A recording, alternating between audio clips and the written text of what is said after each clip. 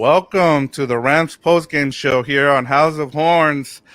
How are you doing after this win by the Rams, Gilbert? Yeah, Victor, it was a pretty chaotic game.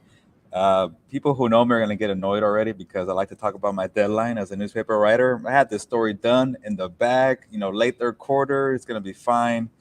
And then the turnovers, the block punt, the Cooper Cup fumble, 6 point game, with 4 minutes to go. The Falcons are threatening to score, and then Jalen Ramsey with the interception to be the hero.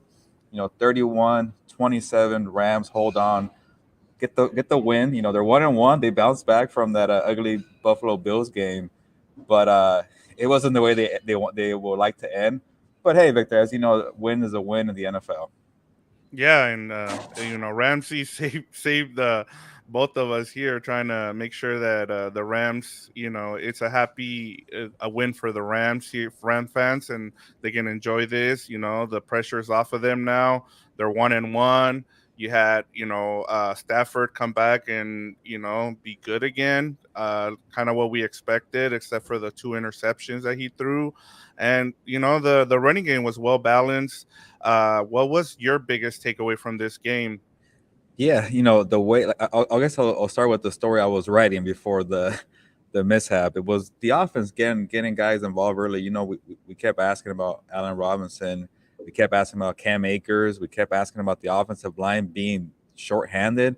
Tremaine and Churum, and hopefully I'm saying Ankrum. I think I'm saying it wrong. It's Ankrum. There we go. Tremaine, the right guard, had his first career start, and he couldn't go through the first drive because he got hurt, and he was carted off the field, and you start thinking, okay, it could be a long day for the offensive line. But I got to double check, but I'm not even sure.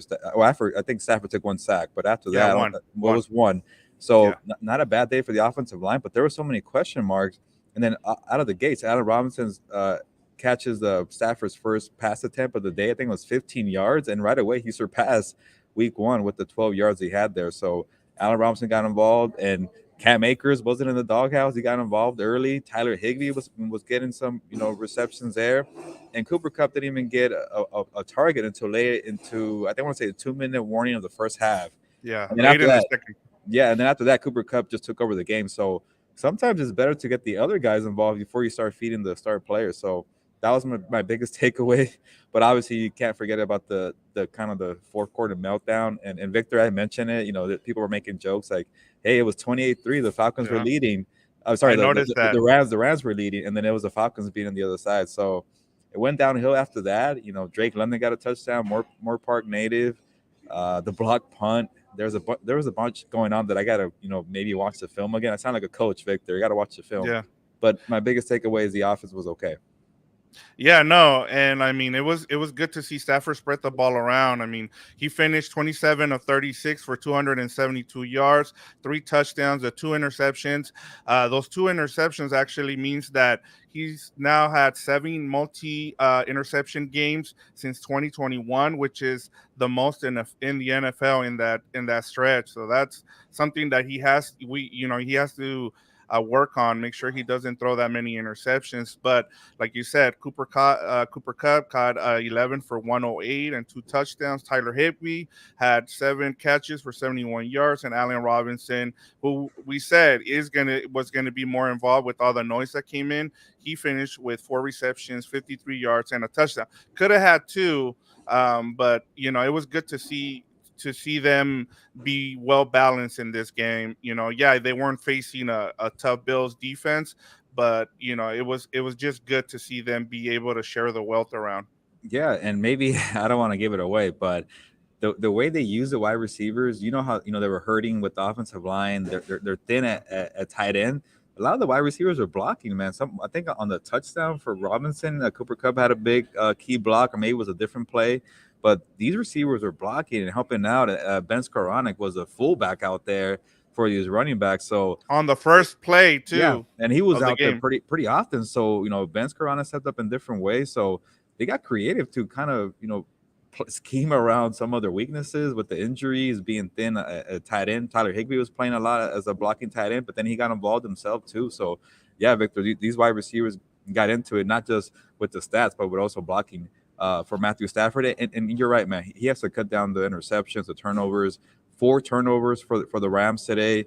that's not a good look. They got to make that better. And it feels like Stafford usually it was a typical game, right? Like he Right. will get the guys to he'll give it to his playmakers. He's pretty efficient. He starts the game 12 of 12.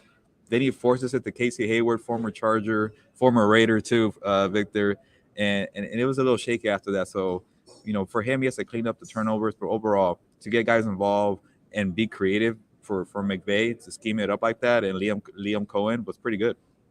Yeah, no, and last week we didn't see him try to push the ball too much because we were still talking about the elbow, and he's gonna be like that. You're gonna get that from Stafford. He likes to push the ball down the field, and it was good to see that. Yeah, it turned into a couple of turnovers, like the block, the punt block, that wasn't a good look. But outside of that, even the defense was really good. You saw Troy Hill went down, and then Kobe Durant stepped up. So it was a good old, even with the late collapse, it was a good showing. Let me ask you about the running backs sharing the load. How did you see that? And I know you had a one of your tweets was it made me laugh. If you can share that with us. Yeah, I am tired of figuring out who's going to do, I guess, better in this backfield committee for the Rams because it started looking like a Cam Akers day. And I'm pretty sure he outsnapped Darrell Henderson. He got the bulk of the carries, 15 carries, but only 44 yards. A couple of receptions in the backfield. But Darrell Henderson got the touchdown. That's what matters in fantasy football. So yeah, when I was saying, hey, somebody asked me where's Darrell Henderson because he was pretty quiet in the first half, and Cam Akers was moving. He was very productive in that drive. He was helping them move the ball down the field. And then I said, yeah, it's a mystery with this Rams freaking backfield. I really don't know, to be honest, but it looks like an Akers day. And then I think 2 seconds later, Darrell Henderson has an 8-yard rushing touchdown. I'm like, okay, I give up with this backfield. I don't know what's going on here. It could be a lead back one day. It could be a committee. I don't know. And when there is a lead back, I don't know who's going to be Victor. So it is a tough to figure out, but it was good to see Cam Akers involved.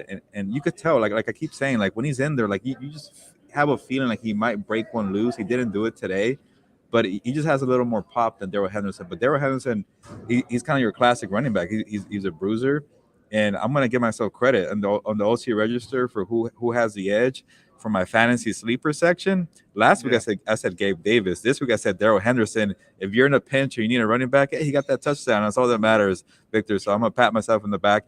And by the way, I was wrong on the score, but I said it's going to be a 4-point game, 24-20. It was 31-27. So I'm going to take all the wins today, Victor. So, but before I let you keep going with the show, you brought up the defense.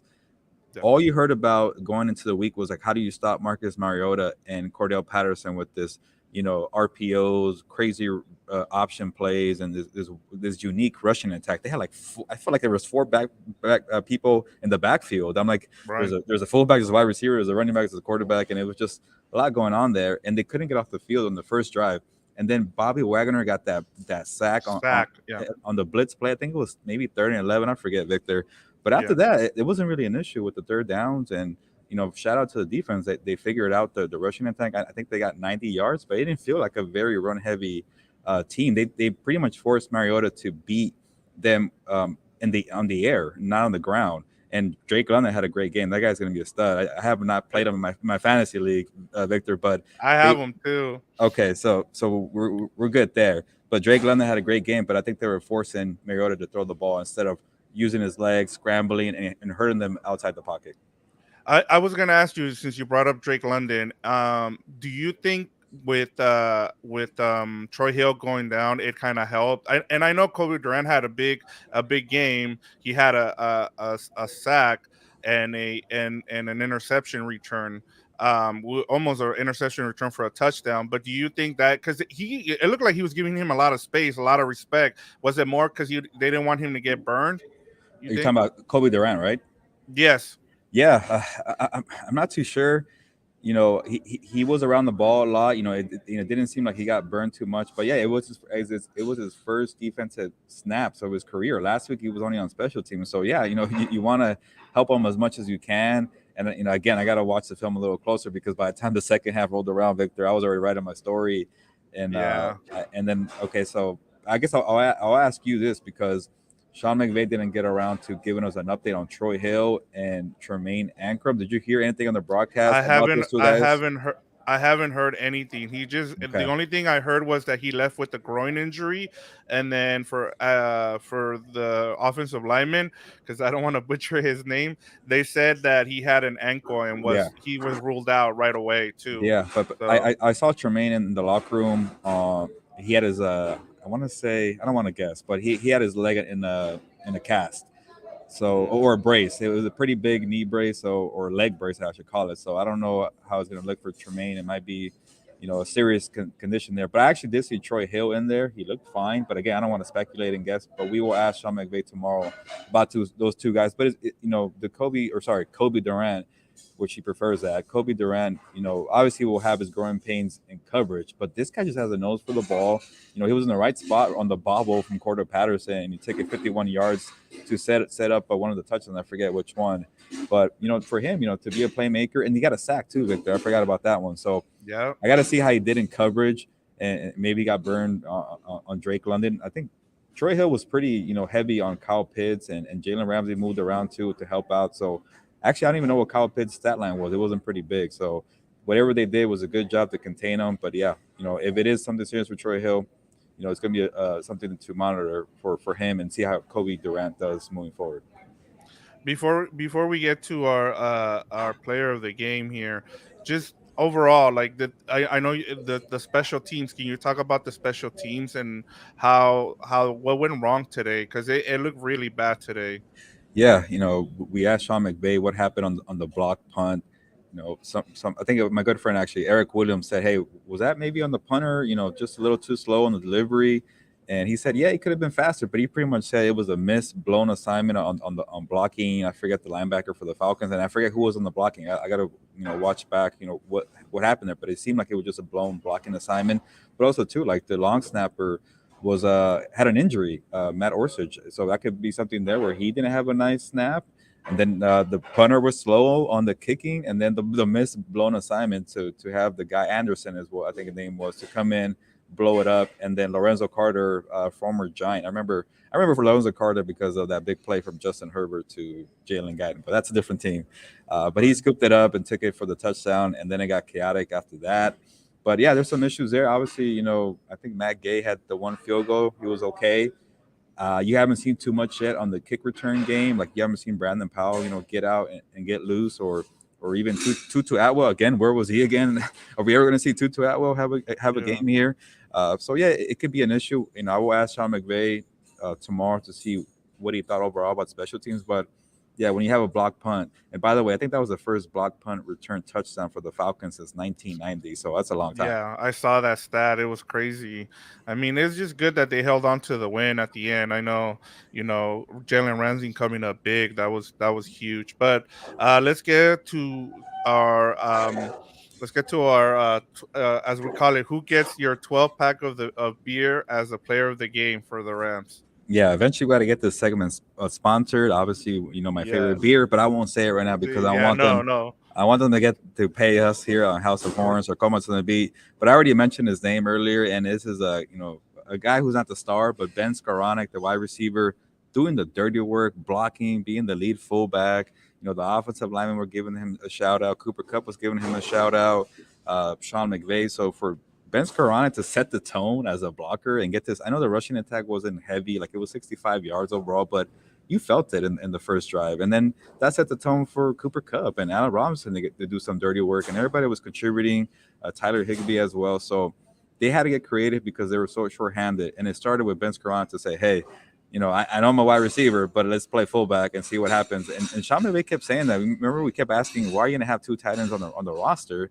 It's because guys like Ben Skoranek who could step up and block. And a lot of people always question Ben Skoranek being on the roster. And today he proved why he's valuable. But how about you, Victor? Yeah, no, for me it's Kobe Durant. I Yeah. mean, you have the Rams Twitter account trying to get Kevin Durant to reply. So, but he was great. I mean, that's what you want. Yeah, he might have got burned a couple of times, but you want that. He got a sack and the interception, and he filled in for Troy Hill, like in the middle of the game. So for me, he gets my 12 pack. There you go. Two underrated players who had a big impact in this game. But hopefully, if you guys are watching the replay or you're watching on Twitter, hopefully you enjoyed this recap. Subscribe to House of Horns on YouTube. Read my story of the game and what transpired is already on the OC Register, LA Daily News, and hopefully for the future we get some questions going. We got to get some questions. Yeah, I know we'll get there. we're just starting, but we see people watching, and don't be shy. Give us a comment, but make sure to read all my content at the OC Register, LA Daily News, or any of the Southern California News Group newspapers. And I have one more story that I'm working on. So, Victor, I got to head out. But Yep. anything else you want to say before we close the show? No, man, you just did a great job of plugging there. So you left me with nothing. So you know how to end this show, man. So take it away, man. Sorry, man. That was me trying to hurry up and write my story. But hopefully, people are enjoying this kind of post game analysis. It gets my thoughts going. So I'm going to hopefully do a great story for people to read. But on that note, ya nos vamos. Pues, vámonos.